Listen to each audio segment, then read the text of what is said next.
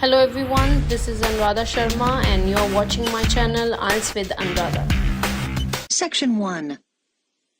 You will hear a student from overseas phoning the Student Accommodation Office of a college in the UK for some information. First, you have some time to look at questions 1 to 4 on page 2.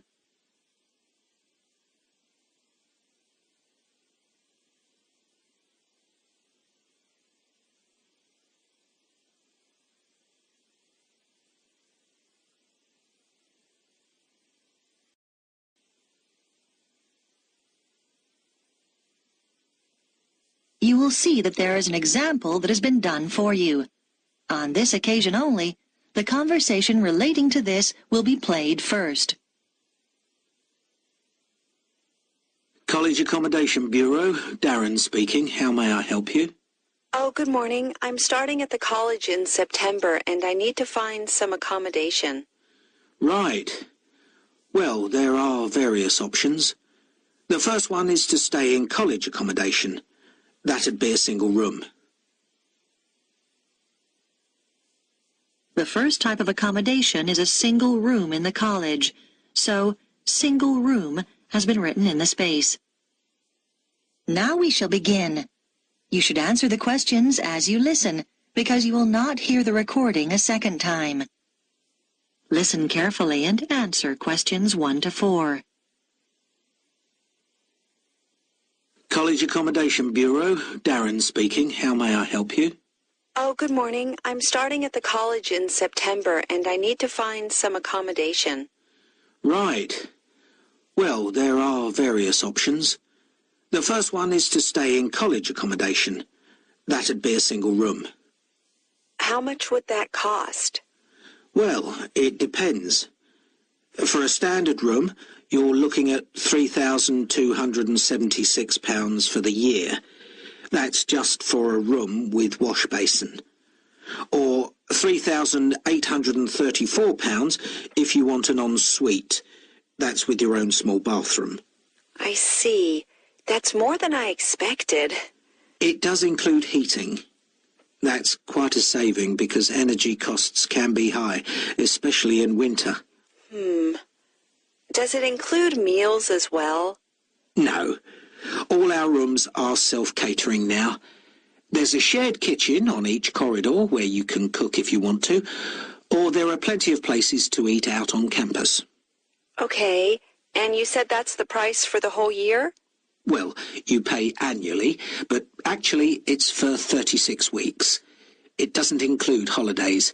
You have to vacate the room then. Oh, I'd need somewhere to stay in the holidays. I can't afford to go home. The flights are too expensive. Well, there is another option. Several families who either work at the college or have children studying here offer visiting students a room in their homes. Oh? We call this arrangement Home Welcome, and we've still got a few places left at the moment. You pay £150 per week, and that includes breakfast, a packed lunch, and dinner, as well as heating. Is there a contract? Do you have to stay for the whole year? No, it's flexible. It sounds really good, but I'm not sure. I really want to be a little more independent. Before you hear the rest of the conversation, you have some time to look at questions 5 to 10 on page 2.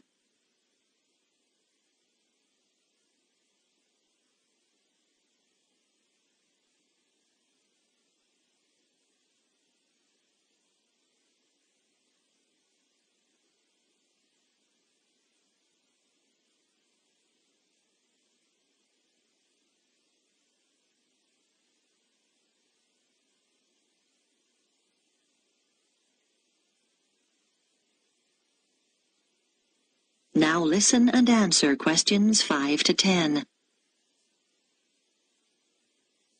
What about finding somewhere to live off campus? Yes, you can rent a property in town privately. You might want to rent a room in a shared house. You'd have a room of your own and share the kitchen and bathroom with other students. What about if I don't want to share? You can get what we call a studio. They're often quite small, but they'll have everything you need. Right. How much would those two options cost?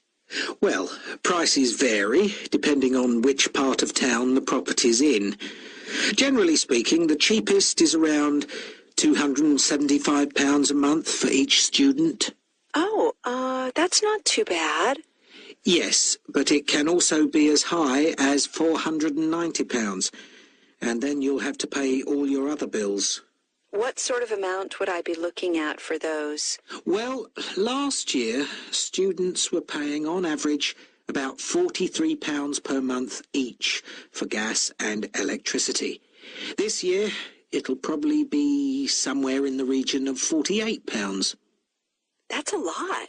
Yes, they've gone up quite a bit, and on top of that, you have to pay for water, and that'll probably be around £9. That didn't occur to me. And I guess I'd have to pay for transportation, too. That's right. Most of these properties are quite a long way from the college. Oh, it just gets worse and worse. What's the minimum contract on this type of accommodation? 6 months. And you have to pay a deposit. But of course, you can stay there over the holidays. That's true. And you'd have to provide references.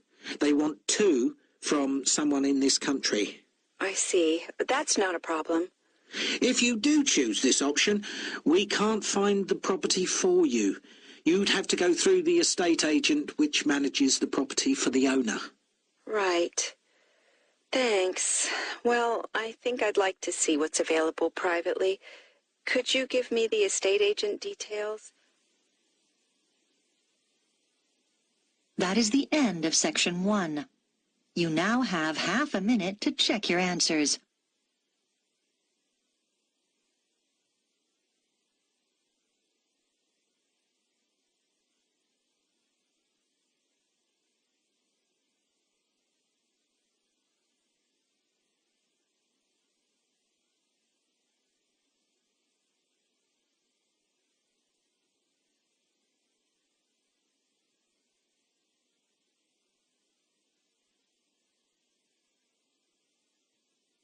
Now turn to section 2 on page 3.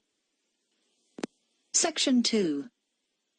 You will hear an audio guide introducing visitors to a museum. First, you have some time to look at questions 11 to 15 on page 3.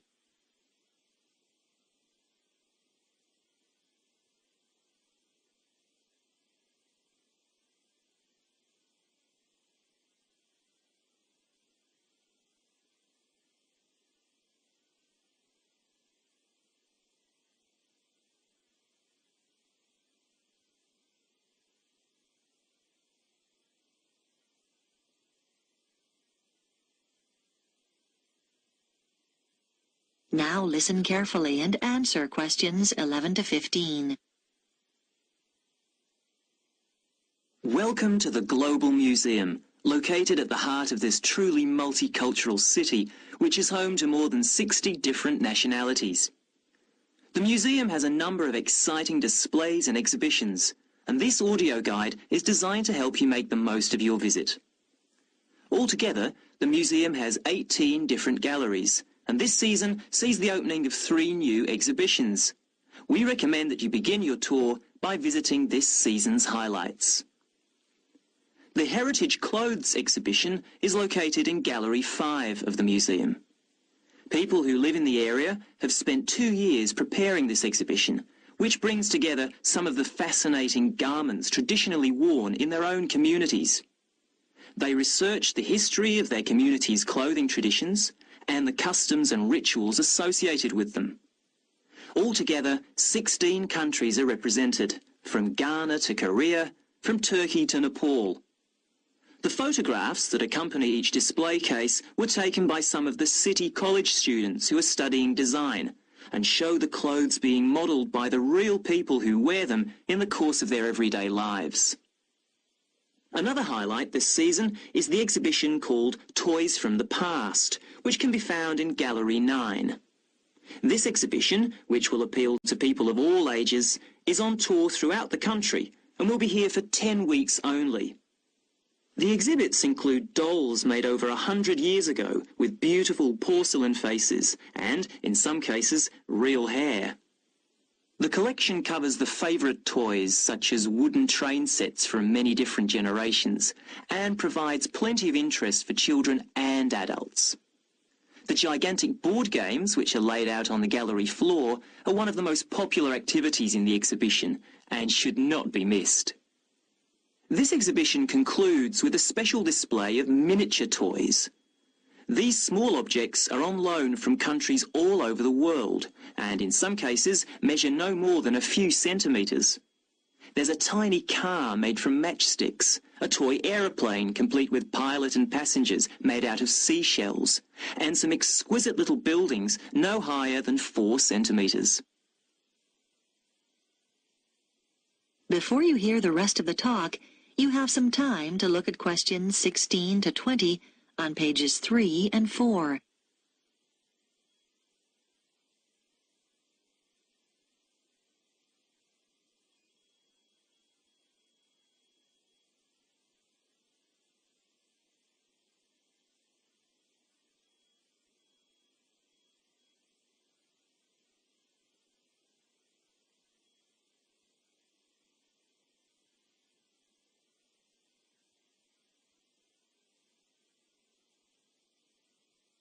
Now listen and answer questions 16 to 20. The final gallery highlight of the season is the Biscuit Gallery at number 15. Many years ago, this city was famous for its biscuits, although today the factory no longer exists. Did you know, for example, that before biscuits were packed in paper or cardboard boxes, biscuit tins were fashion items? The factory made tins, round, square, triangular, hexagonal, for a whole range of different occasions, to celebrate national events, festivals, famous faces and so on. One fascinating display deals with people's favourite biscuits. There are sweet biscuits and savoury ones, biscuits filled with jam and biscuits filled with currants, biscuits with pink, yellow and white sugar icing, or coloured sugar flowers. When the factory finally closed, it announced that people's favourite biscuit was not, as you might expect, a chocolate biscuit or one filled with jam and cream, but a plain, savoury one which was eaten with cheese.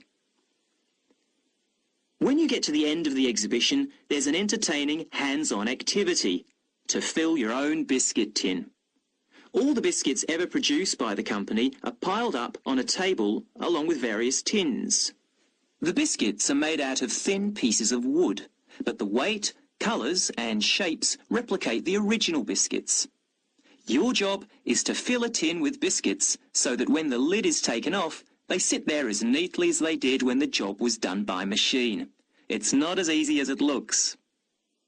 If you would like to buy a memento of your visit, there is a museum gift shop selling postcards, souvenirs and handmade pottery next to the information desk on the ground floor. And finally, if you don't want to carry your coats and bags around with you during your visit, please make use of the free lockers provided by the museum. Enjoy your visit. That is the end of section 2. You now have half a minute to check your answers.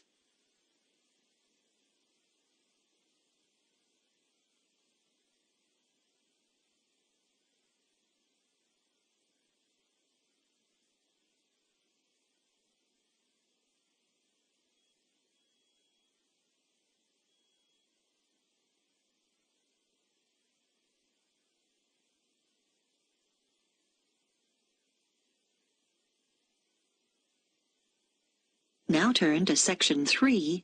Section 3. You will hear a discussion between a student called Helen and her tutor about an assignment that Helen is working on. First, you have some time to look at questions 21 to 24.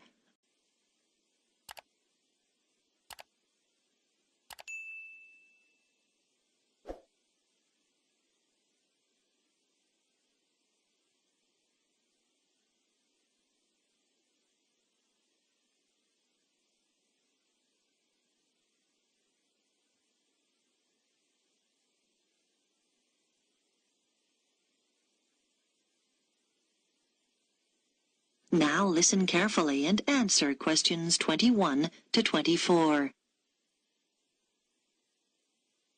Come in, Helen. How can I help you? Well, I'm doing research for the anthropology assignment, and I was hoping to check a few details. Sure. You chose the topic of Pacific Island tapa cloth, didn't you? What have you found out so far? Well, I was going to introduce my assignment by saying that the tapa cloth is a fabric made from bark, just the outer layer of the trees. It's particularly common in the Pacific Islands, but not exclusive to them. In fact, many other peoples around the world have made high-quality cloth from bark. But what sets Pacific tapa apart is the incredible variety of roles it's played in this region. Yes, nice introduction. Though I think you could be more specific regarding dates. Okay, so what about the raw materials used? Well, tapa cloth is made from several species of tree. In the Pacific, the paper mulberry tree is most common, but it doesn't thrive in all conditions. In fact, it wasn't originally found in the islands, but was carried in their canoes by the first migrants. Tapa is also made from the breadfruit tree, which is convenient because its fruit is a staple food. The paper mulberry tree is only grown for tapa making, though. Yes, that's good. Now, what about the Maori people here in New Zealand? But the Māori don't make tapa now. That's right, and you need to account for it. We know that when Maori migrated here from the other Pacific Islands, they were prepared to make tapa because they brought the paper mulberry tree with them. The thing was, after they'd been in New Zealand a bit, they found the flax plant, which is superior to tapa because it makes a stronger fabric. By the time Europeans arrived in the 18th century, Maori were making all their fabric from flax and had been for some time. Okay. So, with the production process itself, first the inner bark is beaten with wooden hammers to soften the fibres. Then the different pieces are glued together using an adhesive paste made from the arrowroot tuber. This is the only way to fabricate large pieces of cloth because bark strands are too fine to be woven together and stitching isn't strong enough. Before you hear the rest of the discussion, you have some time to look at questions 25 to 30.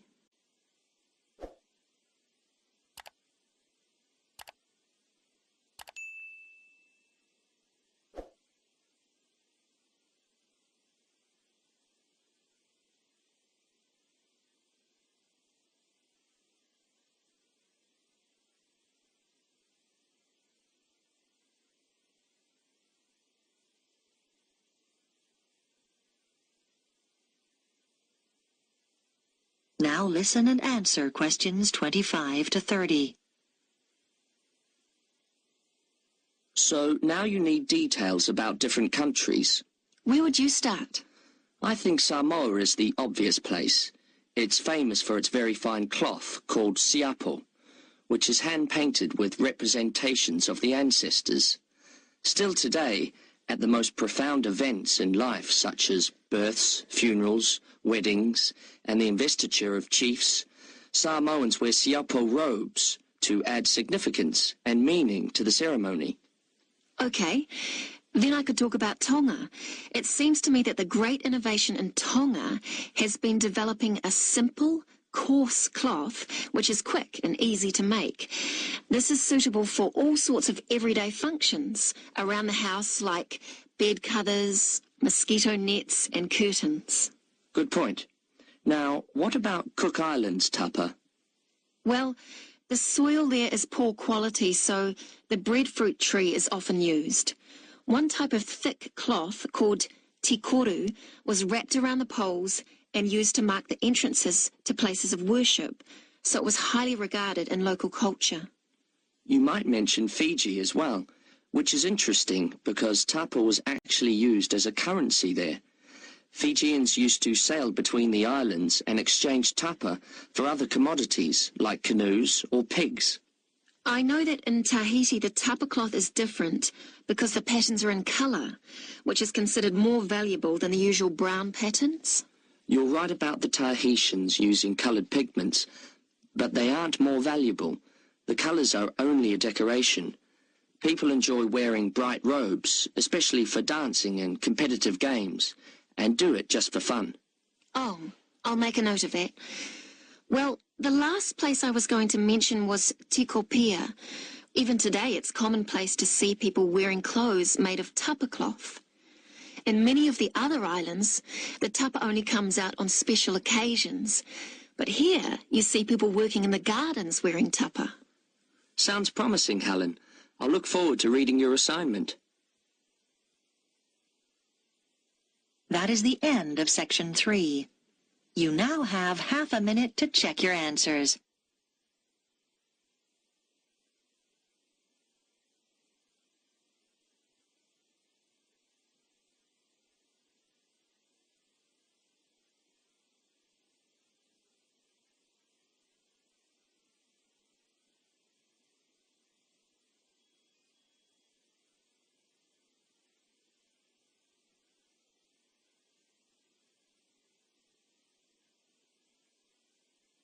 Now turn to section 4. Section 4. You will hear part of a talk about research into learner persistence given by a university lecturer to her colleagues. First, you have some time to look at questions 31 to 40.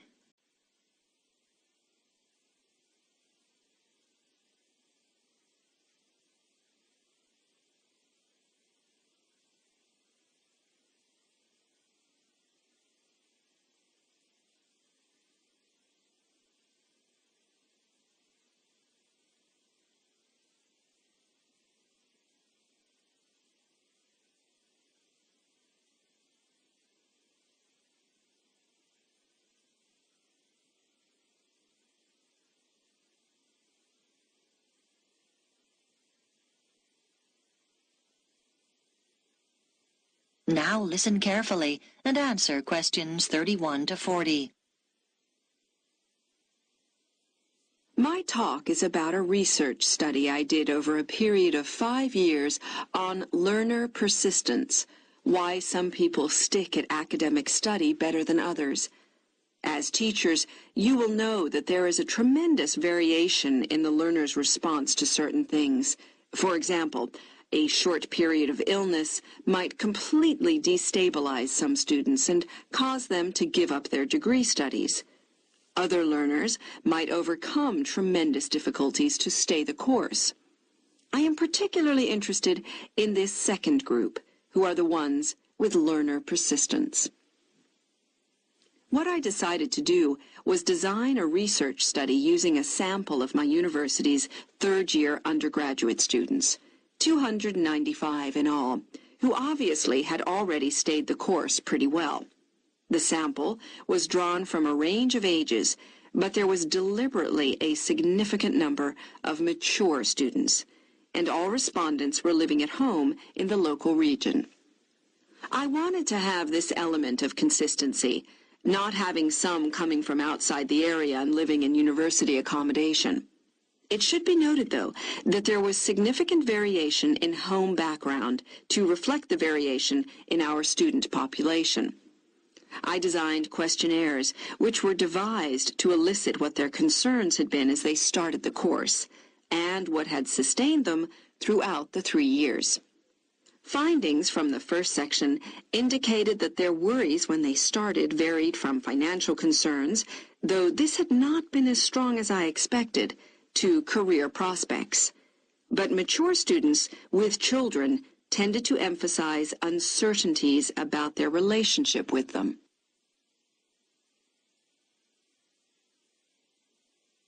The second section of my questionnaire looked at learner persistence under 3 main headings: social and environmental factors, other factors, and intrinsic or personal characteristics. I identified 3 levels of importance for each of these. At the first level, those points identified by participants as most important in learner persistence. For social factors, many respondents said how crucial it had been to have good support. Though there was no one specific source, it could be family or friends. As regards other factors, students are heartened not so much by high grades, but by what they regard as success in study.